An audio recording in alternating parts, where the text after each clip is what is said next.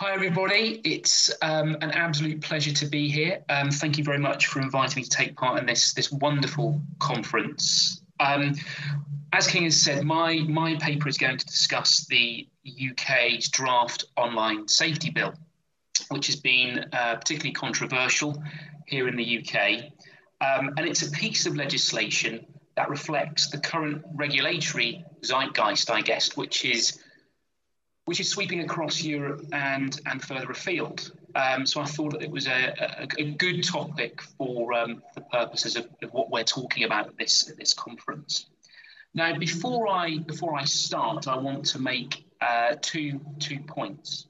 Firstly, my research in this area is ongoing. For instance, this paper that I'm giving today builds on a paper I gave a few weeks ago at the British Association of Comparative Law's annual seminar, where I asked whether the online safety bill could, if it is enacted, which we all think it will be, open Pandora's box for free speech. Hence the picture that I've put on this title slide of Pandora opening the box. Therefore, it's still very much a work in progress. So any comments that you have at the end will be very gratefully received. Secondly, and this is an important point, the online safety bill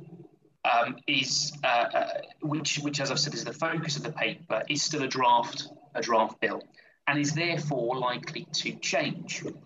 Furthermore, the bill itself is vague, as much of the legal detail is currently undefined and will be subject to further currently undrafted secondary legislation that will follow the bill's enactment.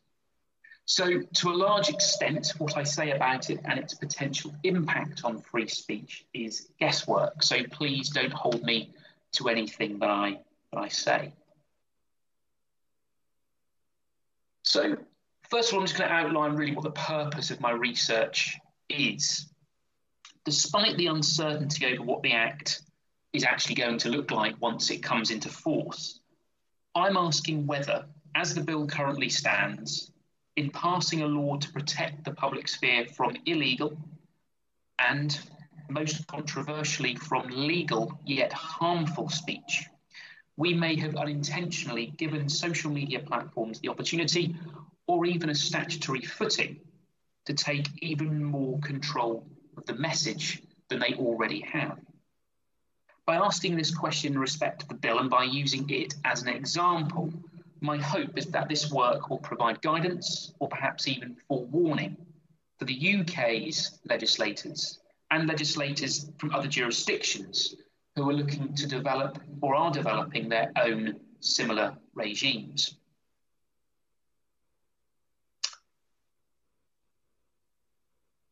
One of the first things I consider in my research are the reasons behind the online harm zeitgeist that is currently sweeping Europe and further afield. So in other words, I ask, why do we need an Online Safety Act? Why do we need similar legislation in other jurisdictions? And in discussing this, I consider the UK's current fragmented two-tier liability system. And I provide real-world examples relating to hate speech and also misinformation and disinformation as evidence of why this system, this liability system that we have in place at the moment, isn't working. So what I'm going to do now is I'm going to touch on these real-world examples, then I'll come back to our system of liability and why I think it's a broken system.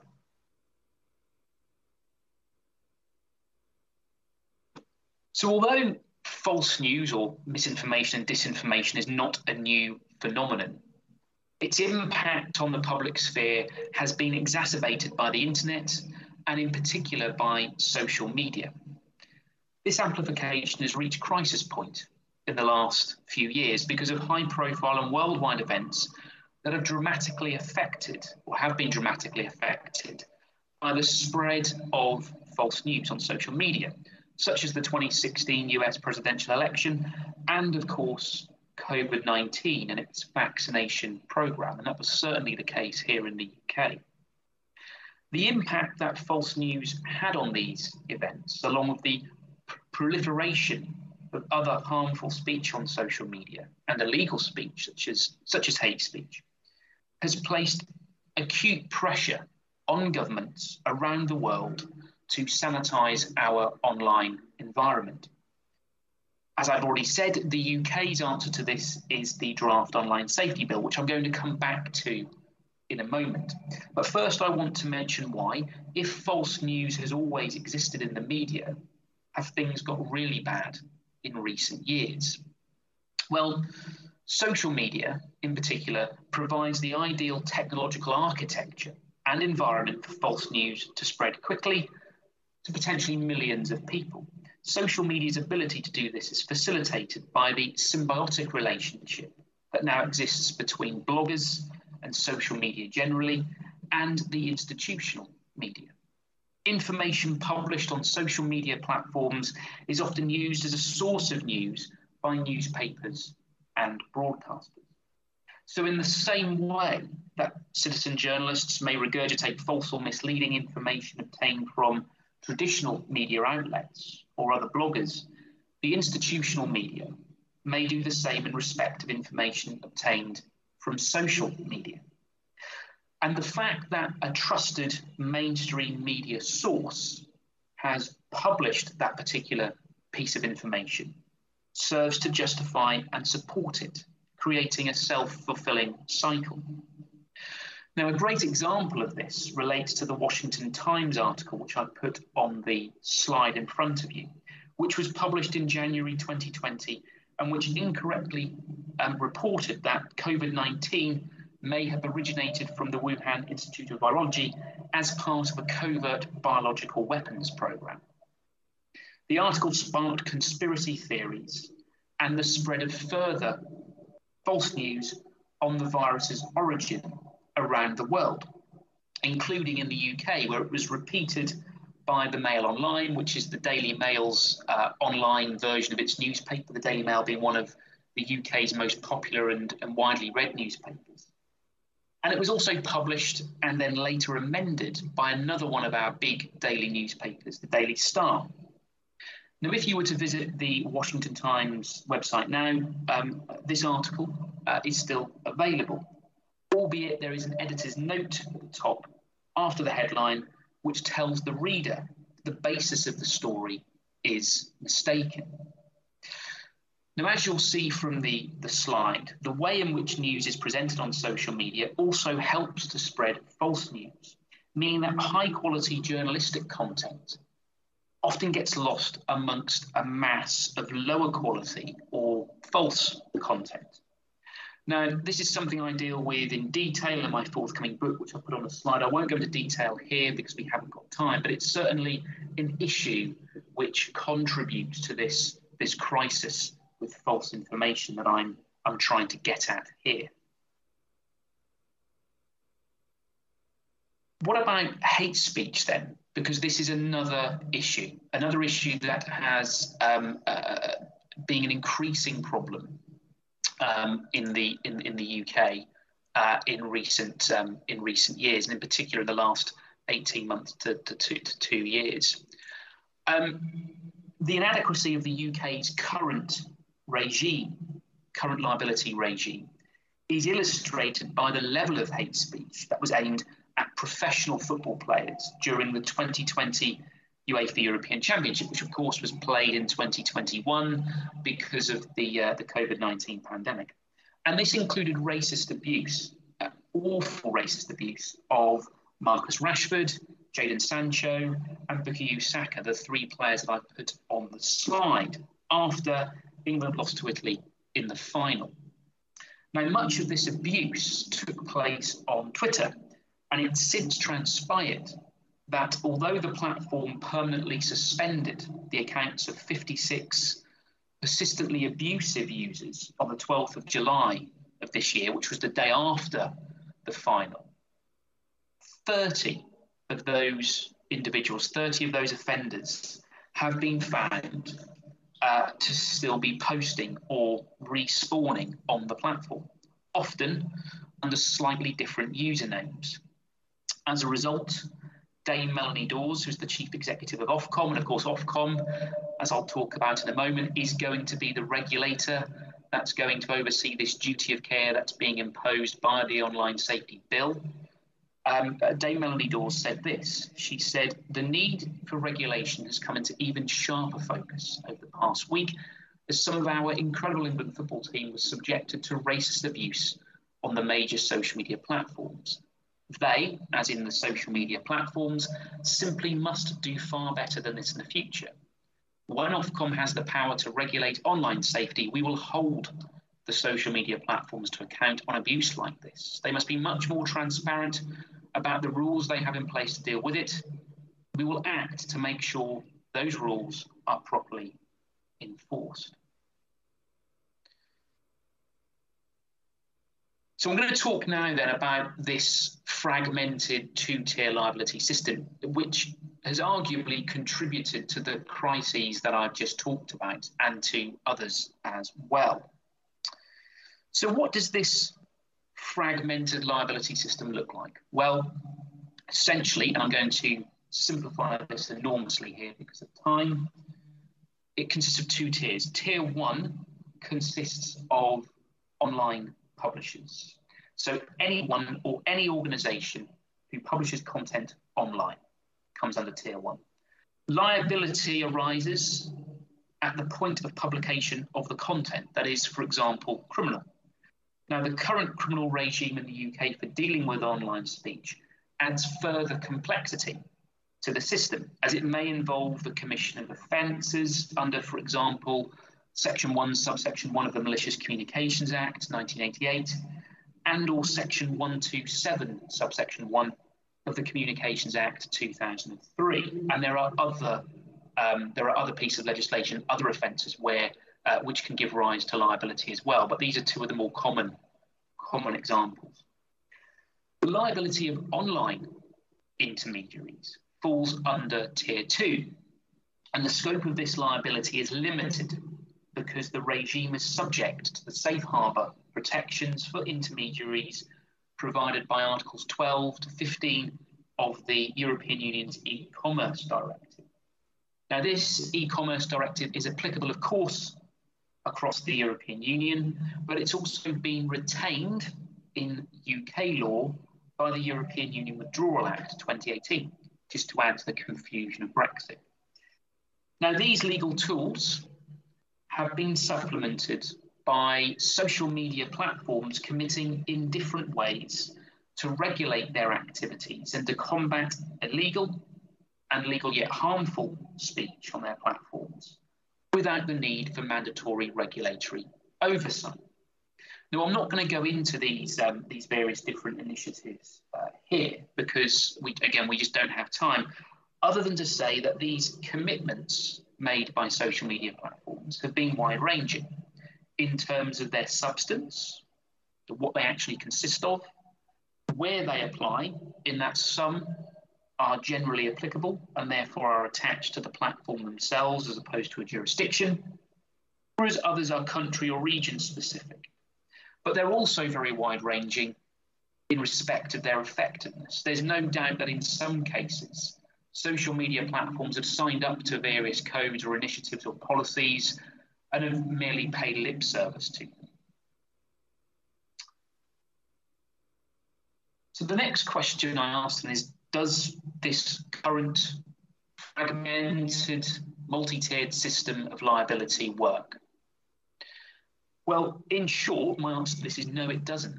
It's a bit of a mess, really. And I think the examples of the crises that I gave a couple of slides ago illustrate this and demonstrate why the fact that it doesn't work. For the purpose of my paper today, I'm going to summarise some of the points that I've made in my research as to why this system is a mess and as to why it doesn't work.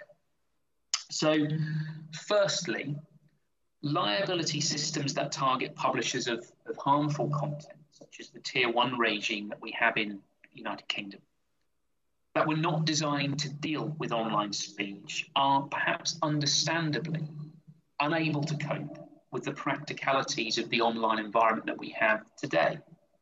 In the UK, the Law Commission has recently recommended that Section 11 of the Malicious Communications Act 1988 and Section 127, subsection 1 of the Communications Act 2003, which are those two pieces of legislation I mentioned earlier, they've recommended that they be repealed and replaced with a consolidated harm-based model. And this is because our methods and our frequency of communication, the content that we are able to publish, and therefore the numbers of publishers who are disseminating harmful content have fundamentally changed because of the internet and social media. Yet the suite of criminal offences that we currently have in place have changed very little to adapt to this communication revolution.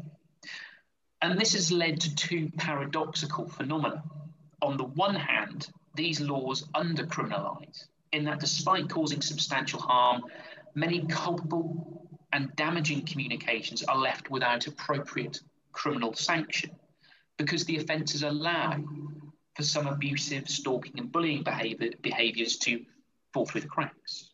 On the other hand, by proscribing content on the basis of universal standards, the law as it stands criminalises without regard to the potential for harm in a given context, thereby over-criminalising. So notwithstanding how this over-criminalisation might interfere with freedom of speech, it also has the potential to swamp the criminal justice system. Even if for a moment you were to set aside the number of publishers that could be prosecuted for publishing harmful content, which in itself would require enormous police and prosecution resources, the transience of online publishers, the fact that they operate across different jurisdictions, and because they very often publish anonymously, means that even locating and identifying them is extremely challenging, and sometimes it's impossible. Secondly, the second reason is in respect of the e-commerce directive. And in respect of the e-commerce directive, there is a theoretical argument as to why the underlying rationale of its safe harbour protections is arguably obsolete.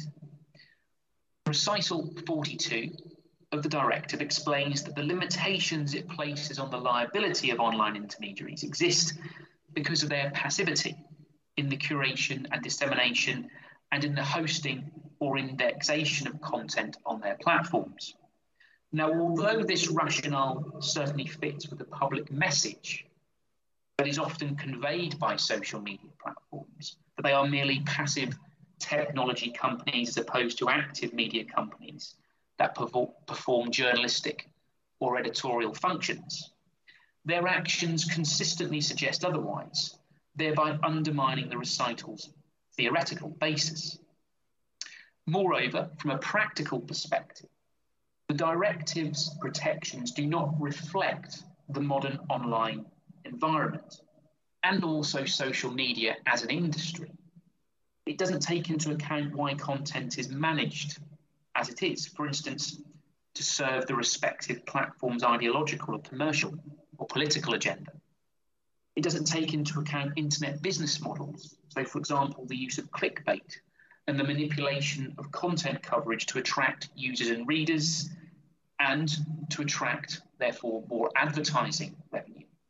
And it also doesn't take into account how social media platforms have diversified. They've gone from being simple hosting platforms to the multinational and multimedia conglomerates that we have today. So the question I ask overall then is really, is the online safety bill the answer? As I said, the bill represents the UK government's solution to the online harms problem and a way of remedying the defects of the current system of liability. Whether or not this new regime is the answer to our problems is, I'm afraid to say, impossible at the moment to say with any certainty. Only time is going to tell whether it will be a solution, an effective solution, whether it will deal with the problems that I've outlined. But regardless of that, At the moment, as things currently stand, the duties of care that it imposes on platforms do raise a number of significant free speech concerns.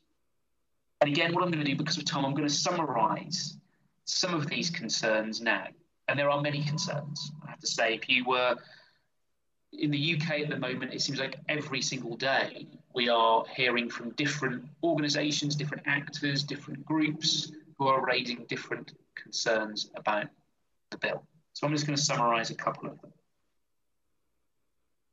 So essentially, and again, I'm going to summarise things here. The bill sets out layers of duties that include, firstly, general duties of care applying to user services and also search services. Secondly, additional duties for user services relating to children. Thirdly, additional duties for what the Act calls, the bill calls rather, Category 1 services. Now, these Category 1 services are currently undefined user-to-user services that will be included in a register that is going to be maintained by Ofcom at some point in the future. These duties consist of what I would call harder safety duties, which oblige services to protect users from illegal content, such as hate speech, and protecting children and adults from content that is legal but that is harmful, such as misinformation and disinformation. Okay, so that's just kind of an outline of what the duty of care is and what it requires. So what are the problems? Well, firstly, when referring to illegal content, by saying that it is content that amounts to a relevant offence, which is what the legislation does, it delegates the definition of those offences to other legislation, to other existing legislation. Unfortunately for hate crimes, that definition in the UK certainly is rather murky, and I think could lead to confusion amongst the public, amongst platforms, within Ofcom itself, and amongst prosecutors, which in turn could have serious implications for the operation of free speech.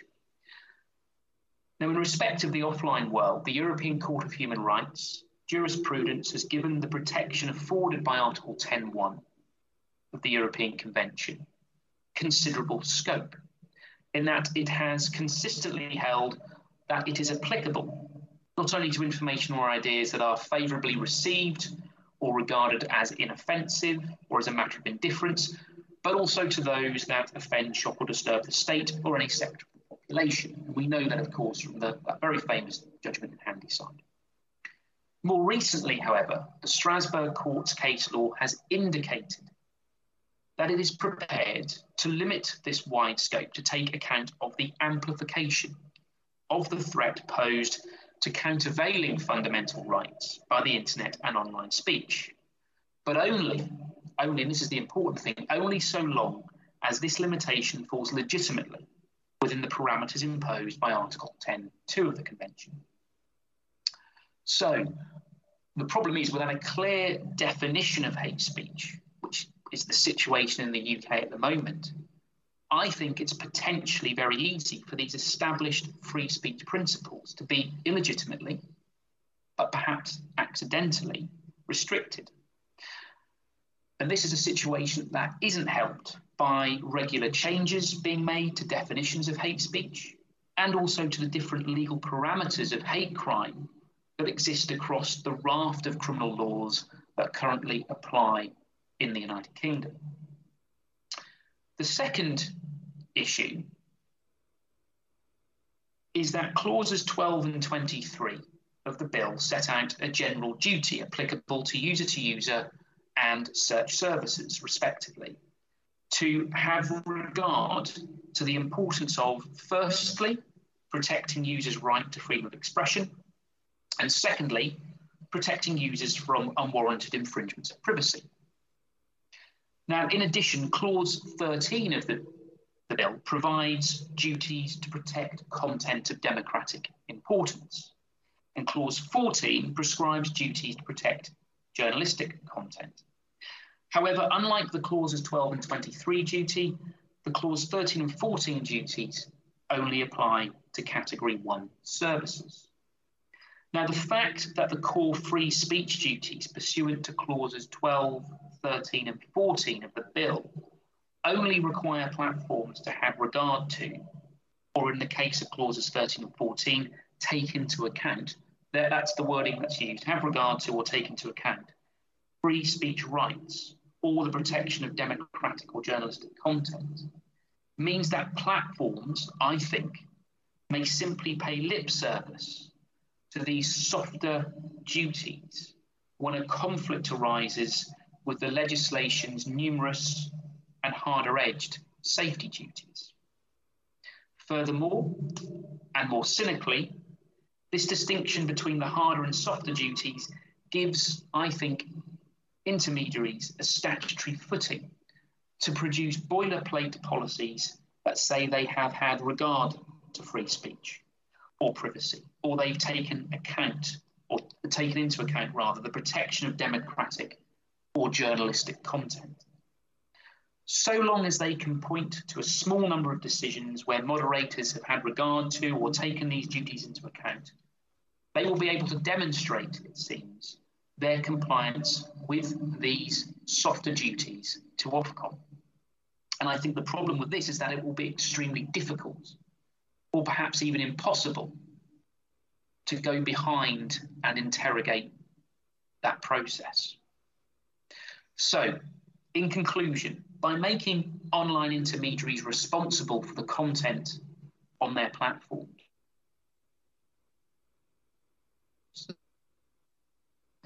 as our online social conscience, thereby making them de facto gatekeepers to the online world. Although privatised censorship has taken place on platforms such as Facebook and Twitter, since their creation, the bill gives platforms a statutory basis for subjectively evaluating and censoring content. This, along with the potential conflict between the harder and softer duties, could lead to platforms adopting an overcautious approach to monitoring content by removing anything that may be illegal, including content that they think could, for instance, be hate speech, or by removing content that may be legal but could be harmful, and that it could perhaps be misinformation or disinformation. And that would therefore bring them within the scope of the duty of care and the draconian regulatory sanctions that the legislation imposes. This risk is amplified by the lack of clear definitions of what is hate speech and what is legal yet harmful content. Such an approach, I think, could lead to legitimate content being removed because it is incorrectly thought to be illegal or harmful. And, again, I'm being cynical here, it may also provide platforms with an opportunity or even an excuse to remove content that does not conform with their ideological values or their commercial agenda on the basis that it could be illegal or that it could be harmful. So I'll leave things there. I would welcome any questions or comments or criticisms you may have. I hope you've enjoyed it, and thank you very much for listening.